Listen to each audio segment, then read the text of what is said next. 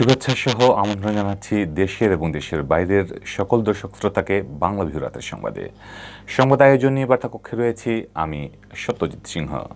বিস্তারিত সংবাদের শুরুতেই জানিয়ে দিচ্ছি লতিফ ট্রাভেলস সংবাদ শিরোনাম।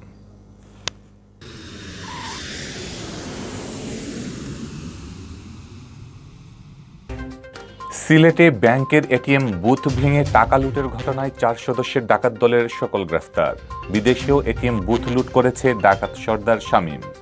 নিরাপত্তা ব্যবস্থায় গাফিলতি ছিল ব্যাংকের, দাবি পুলিশের। চীন থেকে বাংলাদেশে এসেছে সিনোফার্মের আরও 50 লাখ ডোজ করোনার টিকা। নভেম্বর পর্যন্ত প্রতি সপ্তাহে আসবে সমপরিমাণ ডোজের টিকার চালান। ডিজিটাল নিরাপত্তা আইনে কারাগারে থাকা সুনামগঞ্জের শাল্লার ঝুমন দাসকে 1 বছরের জামিন দিয়েছেন উচ্চ আদালত। এই সময়ের মধ্যে যেতে পারবেন না সুনামগঞ্জের বাইরে। সিলেটে দেবরের ছুরার কূপে ভাবির প্রাণহানি, স্ত্রীসহ ঘাতক দেবর আটক। ওসমানী হাসপাতালে স্ত্রীর মরদেহ রেখে পালালেন স্বামী, মৃত্যু নিয়ে পরস্পর বিরোধী অভিযোগ। সারা দেশে করোনা শনাক্তের হার এখনো 5% নিচে, 4 মাসের মধ্যে সর্বনিম্ন মৃত্যু। সিলেটে একদিনে 3 জনের প্রাণহানি, 34 জন আক্রান্ত শনাক্তের দিনে সুস্থ হলেন 134। সিলেটে চলছে সনাতন ধর্মাবলম্বীদের সবচেয়ে বড় ধর্মীয় উৎসব দুর্গাপূজার প্রস্তুতি, প্রতিমা তৈরিতে ব্যস্ত কারিগররা। এতক্ষণ দেখছিলেন লতিফ ট্রাভেলস সংবাদ শিরোনাম। এবারে বিস্তারিত। 4 সদস্যের দল তাদের, এর মধ্যে 2 জন প্রবাস ফেরত। লোকচক্ষুর সামনে পেশা তাদের ভিন্ন, কিন্তু অন্তরালে এক। টার্গেট করে ডাকাতি করেন, নিখুঁত পরিকল্পনা ছাড়া অপারেশনে যান না। ছোটখাটো অপারেশনে তাদের আগ্রহ কম। টার্গেটের শীর্ষে থাকে ব্যাংকের এটিএম বুথ। অপারেশনে নেতৃত্ব দেন দুবাই ফেরত শামীম। এটিএম বুথ লুটে তার রয়েছে আন্তর্জাতিক অভিজ্ঞতা। 4 সদস্যদের মধ্যে তার সবচেয়ে বেশি আস্থাভাজন সাফিউদ্দিন জাহির, সেও দুবাই ফেরত। বাকি 2 সদস্য নূর মোহাম্মদ ও আব্দুল হালিমও কম যান না, স্থানীয়ভাবে চুরি ডাকাতিতে সিদ্ধহস্ত। 4 সদস্যের এই ডাকাত দল ওসমানীনগরের শেরপুরে একটি ব্যাংকের এটিএম বুথ লুটের ঘটনায় গ্রেফতার হয়েছে। এরপর বের হয়ে এসেছে তাদের ডাকাতির নানা চাঞ্চল্যকর তথ্য। মুজাম্মেল হকের ক্যামেরায় বিস্তারিত জানাচ্ছেন হাসান মোহাম্মদ শামীম। 4 সদস্যের এই ডাকাত দল গেল মাস কয়েক আগে চেষ্টা চালিয়েছিলেন হবিগঞ্জের আজমিরিগঞ্জের পূবালী ব্যাংকের একটি বুথ লুটের, কিন্তু ব্যর্থ হন তারা। তবে সফল হয়েছে তারা সিলেটে এসে। ওসমানীনগরের শেরপুরে ইউনাইটেড কমার্শিয়াল ব্যাংকের এটিএম লুট করেছে তারা। তাদের লুটের ধরন আর অভিজ্ঞতার ছাপ দেখে তাজ্জব বনতে হয়েছে পুলিশকেও, কিন্তু শেষ পর্যন্ত প্রযুক্তির কাছে হার মানতে হয় তাদের। প্রযুক্তির ব্যবহার আর পুলিশের বিচক্ষণতায় ধরা পড়েছে ডাকাত দলের 4 সদস্যই। বৃহস্পতিবার আদালত ওই 4 ডাকাত সদস্যের 5 দিন করে রিমান্ড মঞ্জুর করেছেন। 4 সদস্যের ডাকাত দলের 3 জনকে আটক করে ঢাকা মেট্রোপলিটন পুলিশের গোয়েন্দা বিভাগের সদস্যরা। বুধবার তাদেরকে নিয়ে সংবাদ সম্মেলন করেন ডিএমপির যুগ্ম কমিশনার হারুনুর রশিদ। ঢাকায় ডিবির হাতে ধরা পড়া 3 ডাকাত সদস্য ছিল নূর মোহাম্মদ, শামীম আহমদ ও আব্দুল হালিম। আর অপর সদস্য সাফিউদ্দিন জাহিরকে গ্রেফতার করে সিলেট জেলা পুলিশ। বৃহস্পতিবার সিলেট জেলা পুলিশের সম্মেলন কক্ষে সংবাদ সম্মেলনে পুলিশ সুপার মোহাম্মদ ফরিদুদ্দিন জানান, 4 সদস্যের ডাকাত দলের সর্দার হবিগঞ্জের শামীম আহমদ। কয়েক বছর আগে সে দুবাই থেকে দেশে ফিরে। দুবাইতে থাকা অবস্থায় পরিচয় হয় একই জেলার পাঁচপাড়িয়া গ্রামের সাফিউদ্দিন জাহিরের সাথে। একসময় জাহিরও দেশে চলে আসে। দেশেও 2 জন মিলে চুরি, ছিনতাই সহ নানা রকম অপকর্ম করতেন। 2 জন মিলে সিলেট নগরী থেকে মোটরসাইকেল ছিনতাইও করেন। এক পর্যায়ে শামীমের নেতৃত্বে গড়ে ওঠে 4 সদস্যের ডাকাত দল। পরিকল্পনা মাফিক তারা বড় বড় ডাকাতি শুরু করেন। হবিগঞ্জের আজমিরিগঞ্জে পূবালী ব্যাংকের একটি এটিএম বুথ লুটের চেষ্টা করে তারা ব্যর্থ হন। এর মধ্যে গত 18 আগস্ট মৌলভীবাজারে শ্রীমঙ্গলের আজমিরি ফ্লাওয়ার মিল থেকে মোটা অঙ্কের টাকাও লুট করেন তারা। এই অপরাধের মূল হোতা জাহির এবং শামীম দুজনই আসলে পেশাদার অপরাধী। তারা ইতিপূর্বে বিভিন্ন জায়গায় এরকম অপরাধ কর্ম করেছে, সেটা আমাদের তদন্তে ইতিমধ্যে বেরিয়ে এসছে। আপনারা জানেন গত 18ই আগস্ট শ্রীমঙ্গলে আজমেরি ফ্লাওয়ার বিনসে একটা চুরি করেছিল রাতের বেলায় 4 জনে, সেটা একটা দস্যুতা ছিল, সেখান থেকে বেশ কিছু টাকা নিয়েছিল। গেল রমজান মাসে সিলেট থেকে ফেরার পথে শামীম ও জাহিরের চোখ পড়ে ওসমানীনগরের শেরপুরস্থ ইউসিবি ব্যাংকের বুথের দিকে। বুথের সামনে একটি বড় গাছ থাকায় তারা টার্গেট করে ওই বুথকে। পরিকল্পনা মাফিক গত 12 সেপ্টেম্বর তারা অপারেশন চালায় সেখানে। বুথে দায়িত্বরত নিরাপত্তারক্ষীকে জিম্মি করে তারা লকার ভেঙে লুটে নেয় প্রায় 24 লাখ টাকা। এ ঘটনার পর ঘুম হারাম হয়ে ওঠে সিলেটের জেলা পুলিশের। জড়িতদের গ্রেফতারে তারা সাহায্য চায় ডিএমপির গোয়েন্দা ও সাইবার ইউনিটের। আজমেরি ফ্লাওয়ার মিল ও ইউসিবি ব্যাংকের বুথের সিসি ক্যামেরার ফুটেজ দেখে পুলিশ নিশ্চিত হয় উভয় ঘটনা একই ডাকাত দলের কাজ। পুলিশ সুপার ফরিদুদ্দিন জানান, ডাকাত দলের সর্দার শামীম বিদেশেও ব্যাংকের এটিএম বুথ ডাকাতি করেছে। এটিএম বুথ ডাকাতির ঘটনায় সে ওমানে 8 বছর জেল খেটে দেশে আসে। এটিএম বুথের মধ্যে একটি গোপন ক্যামেরা লাগানো থাকে, যা টাকা তুলতে আসা গ্রাহকরাও দেখতে পান না। কিন্তু ডাকাতির সময় প্রথমেই ওই চক্রের সদস্যরা ওই গোপন ক্যামেরাটিতেই কালো রং লাগায়। এরপর বাকি সিসি ক্যামেরায়ও কালো কালি স্প্রে করে। ডাকাতির ধরন দেখেই বোঝা যাচ্ছিল এই চক্রটি অত্যন্ত পেশাদার ও প্রশিক্ষণ প্রাপ্ত। আপনারা দেখেছেন এখানে যে পেশাদার চক্রটা ভিতরে ঢুকেছে, তারা স্প্রে মেশিন নিয়ে ঢুকেছে। এটিএম মেশিনের ভিতরে একটা হিডেন ক্যামেরা থাকে। সাধারণত আমরা যারা ব্যাংকিংয়ে লেনদেন করি আমরাও কখনো বুঝতে পারি না এই হিডেন ক্যামেরাটা কোথায় থাকে, কিন্তু এই পেশাদার চক্রকে আমরা দেখলাম তারা কিন্তু ব্যাংকে ঢুকেই প্রথম হিডেন যে ক্যামেরাটা আছে সেখানেই সে স্প্রে করতেছিল, এবং অন্য ক্যামেরাগুলো সে কালো স্প্রে করে বন্ধ করে দিচ্ছিল, যেন ঝাপসা করে দিচ্ছিল। আমাদের কাছে খুব পুলিশ সুপার জানান, বুথের ঠিক ওপরেই ব্যাংকের শাখা। সেখানে একজন অস্ত্রধারী নিরাপত্তারক্ষী এবং নিচে বুথে আরেকজন ছিল, কিন্তু তারা সঠিকভাবে দায়িত্ব পালন করেননি। ডাকাতরা হানা দেওয়ার সময় তারা ঘুমিয়েছিলেন। তারা মোটেও দক্ষ বা স্মার্ট ছিলেন না। ব্যাংকের নিরাপত্তা ব্যবস্থায় মারাত্মক ত্রুটি ছিল। এটিএম লুটের সময় একটি ছাড়া বাকি সবগুলো সিসি ক্যামেরা বন্ধ ছিল, ফুটেজ রেকর্ড ছিল না। অথচ এর আগে ও পরের ফুটেজ রেকর্ড আছে। ব্যাংকের ম্যানেজারও সিসি ক্যামেরার পাসওয়ার্ড জানেন না। স্বাভাবিক কারণে ব্যাংকে যারা কর্মরত ছিলেন, যাদের কাছে সিকিউরিটি লক ছিল, বিভিন্ন বিশ্বাসে ছিল, তো তারা একটু নিজেরা চিন্তিত তাদের চাকুরি নিয়ে। মেইনলি হলো তাদের উপর ঊর্ধ্বতন কর্তৃপক্ষ কিভাবে বিষয়টা দেখবেন। আরেকটা বিষয় আমার কাছে যেটা মনে হইলো, যেহেতু ব্যাংকের আর্থিক প্রতিষ্ঠান, তারা ঊর্ধ্বতন কর্তৃপক্ষকে জানাবেন, তাদের হাই অফিসিয়ালকে জানাবেন, তারা কি সিদ্ধান্ত দেয়, এইটার উপর এই জন্যই মনে হয় কালক্ষেপণটা করেছেন। তো নিরাপত্তা প্রহরীর আসলে সক্ষমতা এবং বুদ্ধিমত্তার অভাব ছিল আমার যেটা মনে হয়। ফরিদুদ্দিন জানান, এটিএম থেকে লুট করা 24 লাখ টাকার মধ্যে 10 লাখ টাকা উদ্ধার করেছে ডিএমপির সদস্যরা। শামীম জানিয়েছে তার ব্যাংক অ্যাকাউন্টে জমা করে রেখেছে 4 লাখ টাকা, আর বাকি টাকা দিয়ে তারা জুয়া খেলেছে। ডাকাতি করা ছাড়াও ওই দলের সদস্যরা একসাথে জুয়া খেলত বলে পুলিশকে জানিয়েছে তারা। হাসান মোহাম্মদ শামীম, বাংলাভিউ, সিলেট।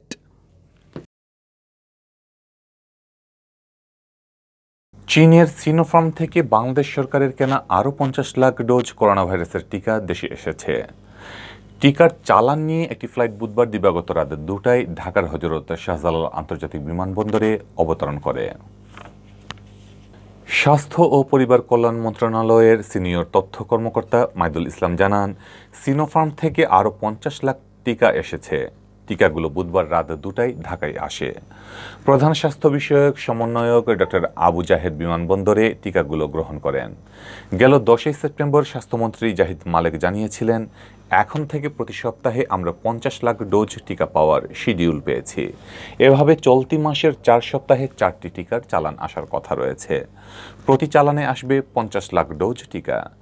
আগামী নভেম্বর পর্যন্ত এটি চলমান থাকবে। গত 12 মে প্রথমবার সিনোফার্মের তৈরি 5 লাখ টিকা উপহার হিসেবে বাংলাদেশে পাঠায় চীন। এরপর দ্বিতীয় দফায় গত 13 জুন আরও 6 লাখ উপহারের টিকা আসে।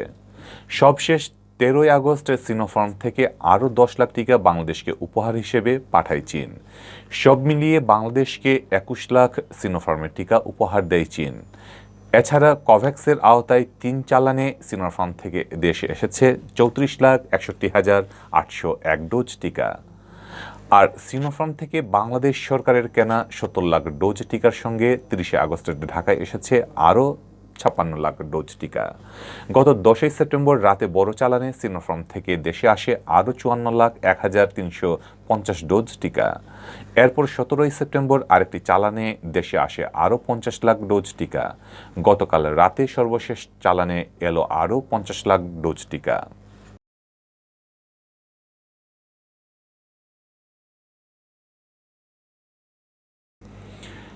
ডিজিটাল নিরাপত্তা আইনের মামলায় কারাগারে থাকা সুনামগঞ্জের শাল্লার ঝুমন দাসকে ১ বছরের জামিন দিয়েছেন হাইকোর্ট। তবে আদালতের অনুমতি ছাড়া এই ১ বছরে তিনি সুনামগঞ্জের বাইরে যেতে পারবেন না বলে জামিনের আদেশে বলা হয়েছে। বৃহস্পতিবার বিচারপতি মুস্তাফা জামান ইসলাম ও বিচারপতি কে এম জাহিদ সারোয়ার কাজলের হাইকোর্ট বেঞ্চ এ আদেশ দেন। পাশাপাশি রুল জারি করেছেন আদালত। আদালতে ঝুমনের জামিন আবেদনের পক্ষে শুনানি করেন advocate Subrata Chowdhury, Z I Khan Panna ও অ্যাডভোকেট নাহিদ সুলতানা জুথি।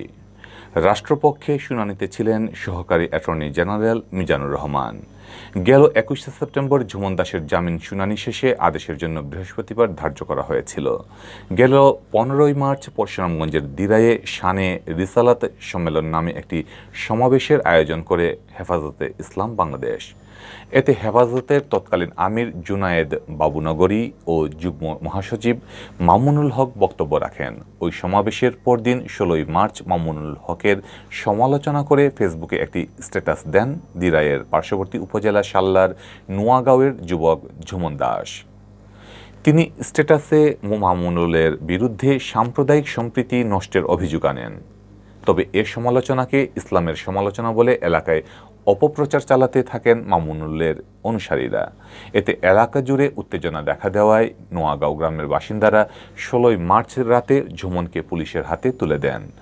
পরের দিন কয়েক হাজার লোক লাঠিসোঁটা নিয়ে ঝুমন দাসের বাড়িসহ বেশ কিছু বাড়িতে ভাঙচুর লুটপাট করে। এরপর ঝুমন দাসের বিরুদ্ধে ডিজিটাল নিরাপত্তা আইনে মামলা হয়। এই মামলায় কয়েক দফায় জামিন আবেদন খারিজের পর ঝুমন দাস হাইকোর্টে জামিন আবেদন করেন।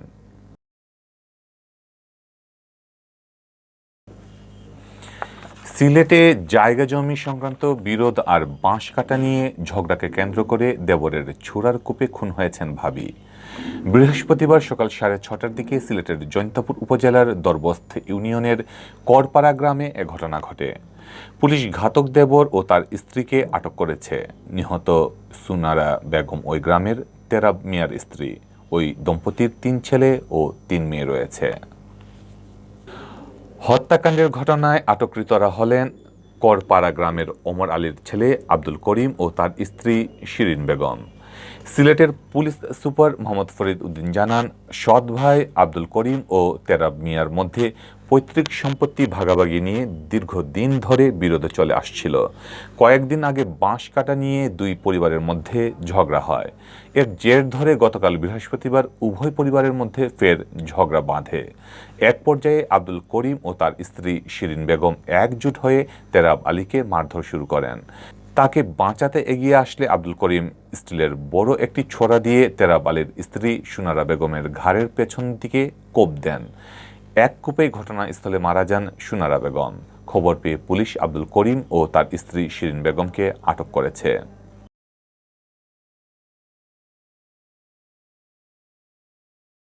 এবং ওই সময় তেরাব আলীকে সাহায্যের জন্য তার স্ত্রী সোনারা বেগম যখন এগিয়ে আসেন, তখন আব্দুল করিমের হাতে রক্ষী যে থাকা বড় ছোড়া স্টিলের, ওটা দিয়ে বড় ভাই স্ত্রীকে ঘাড়ের পিছনে, মাথার পিছনে একদম একটা বড় ধরনের একটা পোজ দেন, আঘাত করেন, যার কারণে রক্তক্ষরণ উনি ঘটনাস্থলে নিহত হন। তো পুলিশ ঘটনাস্থলে উপস্থিত হয়ে আলামত হিসেবে ছোড়াটা জব্দ করেছেন এবং আব্দুল করিম এবং তার স্ত্রী দুজনকে গ্রেপ্তার করে হেফাজতে নিয়েছেন। সিলেটে ওসমানী মেডিকেল কলেজ হাসপাতালে স্ত্রীর লাশ ফেলে স্বামী পালিয়ে যাওয়ার অভিযোগ উঠেছে। স্ত্রীপক্ষের অভিযোগ, যৌতুকের জন্য নির্যাতন করে স্বামীর বাড়ির লোকজন তাকে হত্যা করেছে। অন্যদিকে স্বামীর বাড়ির লোকজনের দাবি সে আত্মহত্যা করেছে। রহস্যজনক এই মৃত্যুর কারণ উদ্ঘাটন করতে তদন্ত শুরু হয়েছে বলে জানিয়েছে পুলিশ। বুধবার রাতে রুমি বেগম নামের ওই গৃহবধূর লাশ সিলেট ওসমানী মেডিকেল কলেজ হাসপাতাল থেকে উদ্ধার করে ময়নাতদন্তের জন্য মর্গে পাঠায় পুলিশ। রুমি বেগম সিলেটের মোগলাবাজার থানার দাউদপুর এলাকার ৮৩ গ্রামের খোকন মিয়ার স্ত্রী। বুধবার সন্ধ্যার পর স্ত্রী রুমি বেগমকে নিয়ে ওসমানী মেডিকেল কলেজ হাসপাতালে নিয়ে আসেন খোকন মিয়া। ওই সময় কর্তব্যরত চিকিৎসক তাকে মৃত ঘোষণা করেন। এরপরই স্ত্রীর লাশ হাসপাতালে রেখে উধাও হয়ে যান স্বামী খোকন মিয়া, এমন অভিযোগ রুমির পরিবারের সদস্যদের। রুমির বড় ভাই জুনেদ মিয়া জানান, খোকনের সঙ্গে তার বোনের পারিবারিকভাবে 2 বছর আগে বিয়ে হয়। বিয়ের পর থেকেই খোকন বিভিন্ন সময় যৌতুক দাবি করে রুমিকে নির্যাতন করতেন। সম্প্রতি নির্যাতনের মাত্রা বেড়ে যায়। বুধবার সকালে রুমি তার মাকে কান্না ভেজা কণ্ঠে ফোন করে বলেন, আমাকে বাড়িতে নিয়ে যাও, ওরা আমাকে মেরে ফেলবে। এদিকে বিকেলে খোকন তার শ্বশুরবাড়িতে ফোন করে বলেন, রুমি গলায় ওড়না পেঁচিয়ে আত্মহত্যা করেছেন। তারা রুমিকে হাসপাতালে নিয়ে যাচ্ছেন। খোকন ও তার ভাই রুমিকে ওসমানী হাসপাতালে নিয়ে গেলে ডাক্তাররা তাকে মৃত ঘোষণা করেন। যখন আমার নিজের বাড়িতে যাইতাছি, তখন যে শুনি লোকে কাছ থেকে শুনি যে আমার বোনদের মারিয়া তারা ফাঁসি দিলাইছে, দিয়া তারা মেডিকেল লই আইছে। তখন আমি শুনিয়া যে আমার ফুফু তারা আগে আইছে, তারপরে আমি তার কাছ থেকে জানছি যে আমার বোন নাই। সারা দেশে করোনা শনাক্তের হার এখনো 5%-এর নিচে রয়েছে। টানা 3 দিন থেকে এই শনাক্তের হার 5-এর উপরে উঠেনি। এছাড়া সর্বশেষ 24 ঘন্টায় নমুনা পরীক্ষায় আক্রান্ত শনাক্ত হয়েছেন 1144 জন। নমুনা পরীক্ষা বিবেচনায় আক্রান্ত শনাক্তের হার 4.61%। এর আগের দিন এই হার ছিল 4.79%। এছাড়া গেল 24 ঘন্টায় দেশে করোনায় মৃত্যু হয়েছে 24 জনের, যা 4 মাসের মধ্যে সর্বনিম্ন। এর চেয়ে কম মৃত্যু হয়েছিল গত 27শে মে। সেদিন 22 জনের মৃত্যু হয় করোনায়। বৃহস্পতিবার স্বাস্থ্য অধিদপ্তর থেকে পাঠানো করোনা বিষয়ক সংবাদ বিজ্ঞপ্তিতে জানানো হয়, গেল 24 ঘন্টায় 24,820টি নমুনা পরীক্ষা করা হয়। এতে শনাক্ত হন 1,144 জন। এ নিয়ে মোট আক্রান্ত শনাক্তের সংখ্যা দাঁড়ালো 15,48,320 জনে। এদিকে গেল 24 ঘন্টায় নতুন যে 24 জনের মৃত্যু হয়েছে, তাদের মধ্যে 10 জন পুরুষ ও 14 জন নারী। এ নিয়ে দেশে করোনায় মোট মৃত্যু 27,337 জনের। এছাড়া গত একদিনে নতুন সুস্থ হয়েছেন 1,653 জন। এ নিয়ে মোট সুস্থ 15,07,789 জন। গত বছরের 8ই মার্চ দেশে প্রথম করোনা রোগী শনাক্ত হয়। এর 10 দিন পর 18ই মার্চ প্রথম মৃত্যুর খবর আসে। কয়েক মাস সংক্রমণ ও মৃত্যুর হার ঊর্ধ্বগতিতে থাকার পর অনেকটা নিয়ন্ত্রণে চলে আসে। চলতি বছরের শুরুতে করোনা ভাইরাসের প্রকোপ অনেকটা নিয়ন্ত্রণে ছিল। তখন শনাক্তের হারও 5%-এর নিচে নেমেছিল। তবে গত মার্চ মাস থেকে মৃত্যু ও শনাক্ত আবার বাড়তে থাকে। 21শে সেপ্টেম্বর থেকে শনাক্তের হার আবারও 5%-এর নিচে নেমে রয়েছে। বিশ্ব স্বাস্থ্য সংস্থার মতে দৈনিক শনাক্তের হার 5%-এর নিচে থাকলে পরিস্থিতি নিয়ন্ত্রণে বলা যাবে।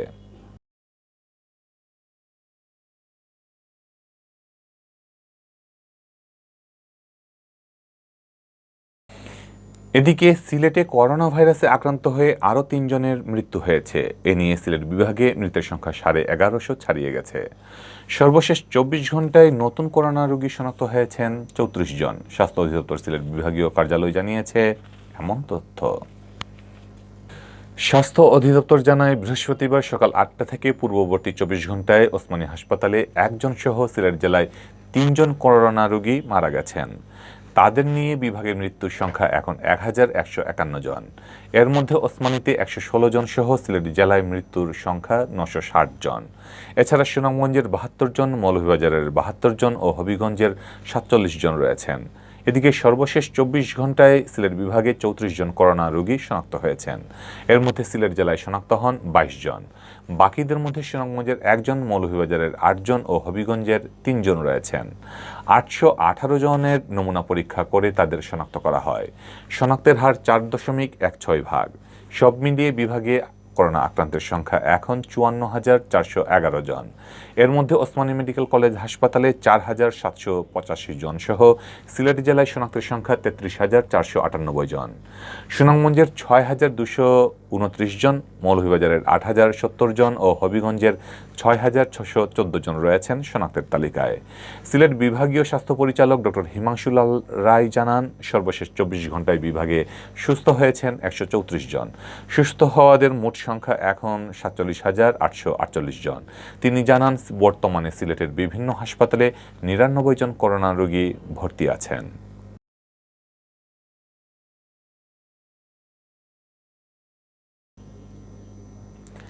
শেষ করব দুর্গাপূজার প্রস্তুতির খবর দিয়ে। শিউলি ফুটেছে, সাদা কাশবন সেজেছে, চলছে শুভ্র শরতের স্নিগ্ধতা। প্রকৃতির এমন মুগ্ধ নিপুণতা জানান দেয় কিছুদিন পরই শরৎ দেবীর পুজো। আকাশে সাদা মেঘের ভেলা, মন মাতানো কাশফুল আর শিউলি ফুলের মাতাল গন্ধে জগৎজননী মহামায়া আসছেন। হবে উৎসব, আনন্দ, মুখরতা। আগামী পঞ্চমী তিথিতে সনাতন ধর্মাবলম্বীদের বৃহৎ ধর্মীয় উৎসব শারদীয় দুর্গাপূজার মূল আনুষ্ঠানিকতা শুরু হবে। শিশির ভেজা দুর্বাঘাসের ওপর ঝরে পড়া বকুল ফুল কুড়ানোর সময়টাতে মাতৃবন্দনায় মিলিত হবেন মাতৃভক্ত সবাই। ইতোমধ্যে শিল্পীদের দক্ষ হাতের ছোঁয়ায় পূর্ণরূপে ফুটে উঠেছে দৃষ্টিনন্দন অধিকাংশ প্রতিমা। সারা দেশের মতো সিলেটেও চলছে প্রতিমা গড়ার কাজ। এ কাজে খুবই ব্যস্ত সময় পার করছেন প্রতিমা শিল্পীরা। দেবী দুর্গার আসছেন অন্ধকার আচ্ছন্ন পৃথিবীকে আলোকিত করতে। ঢাক, ঢোল, শঙ্খধ্বনি আর উলুধ্বনি দিয়ে দেবী দুর্গাকে বরণ করে নেওয়ার অধীর আগ্রহে অপেক্ষা করছেন ভক্তরা। ত্রিনয়নী দশভুজা দেবীর আসার ক্ষণে সনাতন হিন্দু ধর্মের মানুষরা মেতে উঠেছেন আনন্দ উল্লাসে। সকলখানেই পুজোর প্রস্তুতি আমেজ বেড়ে গেছে শতগুণ। আগামী 10ই অক্টোবর রোববার মহাপঞ্চমীর মধ্য দিয়ে শারদ উৎসব শুরু হবে। বৈশ্বিক মহামারী ভয়াবহ করোনা ভাইরাসের সংকটময় মুহূর্তেও সরকার কর্তৃক সামাজিক দূরত্ব ও স্বাস্থ্যবিধি মেনে এবার সিলেটে শারদীয় দুর্গাপূজা আনন্দ উৎসব মুখরতায় পালনের জন্য ব্যাপক ও বর্ণাঢ্য প্রস্তুতি নেওয়া হয়েছে। এবার সিলেট জেলায় 605টি মণ্ডপে পূজা আয়োজিত হবে। তার মধ্যে সার্বজনীন 50টি, পারিবারিক 15টি পুজোর আয়োজন হবে। সিলেট সিটি কর্পোরেশন এলাকায় সার্বজনীন 50টি ও পারিবারিক 15টি পুজো অনুষ্ঠিত হবে। এই ছিল এখনকার মতো সংবাদ। পরবর্তী সংবাদ দেখার আমন্ত্রণ জানিয়ে বিদায় নিচ্ছি। সাথে থাকার জন্য ধন্যবাদ।